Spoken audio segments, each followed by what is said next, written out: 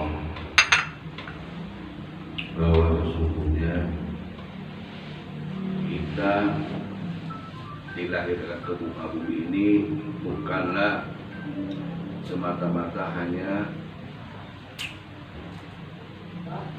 melakukan kegiatan aktivitas dunia saja. Yang paling inti ketika Allah menurunkan kita ke bumi ini ada misi. Misi yang paling pokok, Allah hanya minta kepada kita hamba-hambanya ini menyembahnya dan menjauhi apa-apa yang dilarangnya. Cukup itu saja. Ya. Menyembahnya dan menjauhi apa-apa yang dilarangnya atau amar ma'ruf nahi munkar. Dua perkara saja. Yang bikin manusia ini bahagia kalau dia sudah bisa amar ma'ruf nahi munkar. Yang bikin orang itu tidak bahagia karena banyak melakukan kemungkaran. Mungkar ini apa? Mungkar ini berbagai macam hal yang tidak Allah sukai, berbagai hal yang tidak diinginkan oleh Allah Subhanahu wa taala. Kalau kita sudah bisa amar ma'ruf nahi munkar, melakukan membenci kepada kemungkaran dan melakukan hal-hal yang Allah perintahkan, sudah cukup itu saja. Itu saja yang Allah minta kepada kita. Intinya adalah ibadah. Intinya adalah ibadah itu menjauhi apa yang tidak Allah sukai, melakukan apa yang Allah inginkan. Risalahnya dibawa oleh Nabi kita, Nabi Muhammad Sallallahu Alaihi Wasallam. Nah, itu saja. Allah ciptakan kita. Allah ciptakan bangsa manusia. Allah ciptakan bangsa jin. Intinya Allah hanya minta kita ini menyembahnya dan menjauhi apa-apa yang tidak diridhoi oleh Allah Subhanahu. Dan Al-Quran Allah sudah terangkan, Bismillahirrahmanirrahim, wa ma khalaqtul jinna wal insa illa liya'budun. Itu saja. Kenapa manusia ini jadi susah? Kenapa manusia ini jadi pusing? Kenapa manusia ini jadi stres? Kenapa manusia ini tidak mendapatkan kebahagiaan? Ya, perbandingannya orang yang tidak bahagia itu lebih banyak mungkarnya daripada ma'rufnya. Ya, kembali ya. Jadi orang tidak bahagia itu, orang pusing itu, orang stres itu lebih banyak mungkarnya daripada ma'rufnya. Daripada melakukan kebaikan-kebaikannya, daripada amal ma'rufnya. Nah, oleh karena itu, saudara-saudaraku yang saya sayangi, yang saya cintai, pada malam ini adalah kita melakukan zikir, melakukan kegiatan-kegiatan ibadah. Yang intinya kita berupaya dengan doa, dengan zikir yang kita baca ini untuk apa? Untuk mendekat kepada roh kita. Untuk mendekat kepada roh kita. Ya. Jadi yang jadi masalah di dalam hidup ini, di samping kita ini banyak melakukan kemungkaran, komunikasi kita dengan roh kita, dengan sang pencipta yang tidak bagus. Ini ya, jadi kita ini ada komunikasi ya, komunikasi kita melalui proses beberapa hal. Yang pertama, proses komunikasi itu adalah melalui sholat. Sholat itu ya berasal dari kata yang paling pokoknya dan sila, artinya menyambungkan. Sholat, soli, sila, menyambungkan. Berarti ketika seseorang melakukan sholat, berarti dia sedang menyambungkan hubungannya dengan roh kita, dengan rohnya.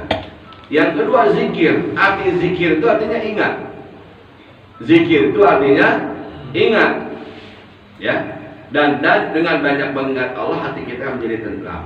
Tujuan daripada kita selalu berhubungan dengan Allah, selalu kita berzikir, selalu mengingat Allah, tujuannya adalah untuk apa? Untuk amar ma'ruf nahi munkar. Ketika seseorang komunikasinya bagus dengan rohnya, maka insya Allah imannya pun akan kuat. Ketika imannya akan kuat, maka dia akan mengendari hal-hal yang tidak diridhoi oleh Allah Subhanahu wa taala.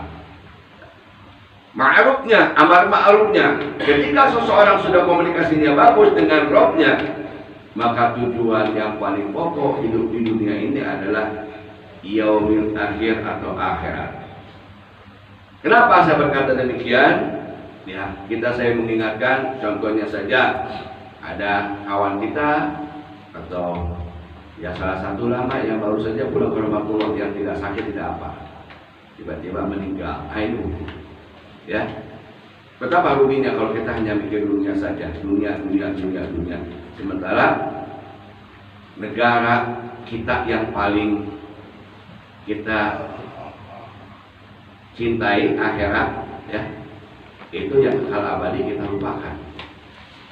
Malam ini Al-Fakir mengingatkan kepada Al-Fakir, mari kita jalin hubungan dengan Allah yang lebih bagus lagi dengan prosesi atau dengan cara-cara yang sudah diajarkan oleh baginda Rasulullah, ya, melalui hadis, melalui para tabi'in, para sahabat, ya, dengan berpegang teguh berkokoh kepada Al-Quran, bagaimana kita cara berkomunikasi yang bagus dengan Roh kita, dengan ibadah-ibadah wajib, dengan ibadah-ibadah sunnah. Intinya kita memperbaiki komunikasi dengan Roh kita. Yang kedua, mari kita mulai belajar. Mari kita belajar menyibukkan diri untuk mengingat kematian. Karena sungguh orang kalau ingat mati hidupnya juga akan sukses. Ya, kalau orang ingat mati, insya Allah hatinya akan tenang, akan tentram. Kalau orang lupa mati, insya Allah yang ada stres terus. Jadi kalau orang ingat mati, kalau lagi susah pun dia akan berkata, ya Allah, kesusahan di dunia ini hanya seperti ini. Kesusahan saya di dunia hanya seperti ini. Tidak apa-apa kita susah di dunia, yang penting kita jangan susah di akhirat. Tapi kita berharap di dunia juga jangan susah, supaya kita bisa berbuat kebajikan di muka bumi ini. Karena apa? Karena bumi atau dunia ini ada ladang untuk apa? Mengumpulkan kebajikan untuk bekal kita kembali kepada Allah Subhanahu wa taala. Amin.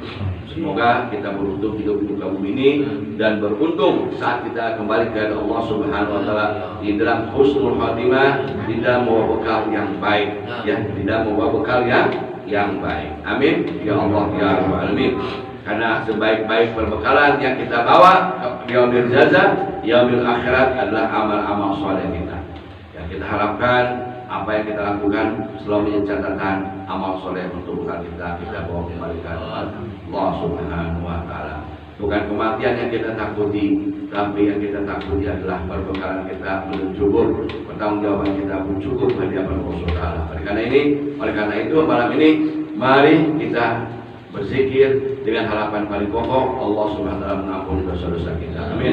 Allah merahmati kita, Allah meridhoi kita, dan akhirnya kalau Allah memanggil kita kapan saja, kita kepada husnul khotimah dengan bekal yang baik untuk kebenaran kita dalam kampung akhirat yang abadi. Demikian, mari kita mulai saja zikir pada malam ini dengan membaca Al-Quran dan yang lain seperti biasa. Ala hadhihi niyah wa li kulli niyatin shalihah. Al-Fatihah.